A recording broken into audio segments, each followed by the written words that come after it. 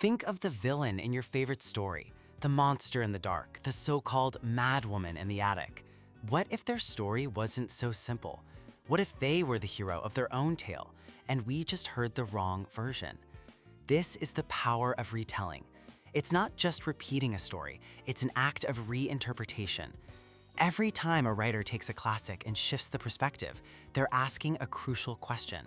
Whose voice was silenced here? Take Jean Rhys's novel, Wide Sargasso Sea. It gives a backstory to the madwoman from Jane Eyre. Instead of a monster, we meet Antoinette, a complex woman from the Caribbean, crushed by colonialism and a man who refuses to understand her. Suddenly, the monstrous figure becomes a tragic victim. The retelling doesn't erase the original, it exposes its blind spots. Sometimes it's about filling the gaps.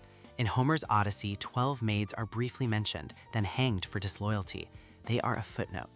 Margaret Atwood's The Penelopiad gives them a voice from the underworld, turning a passing moment of violence into a haunting chorus that challenges the hero's justice. Reimagining can also transport a story through time. Romeo and Juliet's feud between noble families in Verona becomes a turf war between rival ethnic gangs in 1950s New York in West Side Story. The context changes, but the core themes of forbidden love and tragic conflict prove universal, speaking powerfully to modern prejudice. These acts of retelling are a form of critical practice. They are how we talk back to the stories that shape us, showing that no narrative is ever truly finished.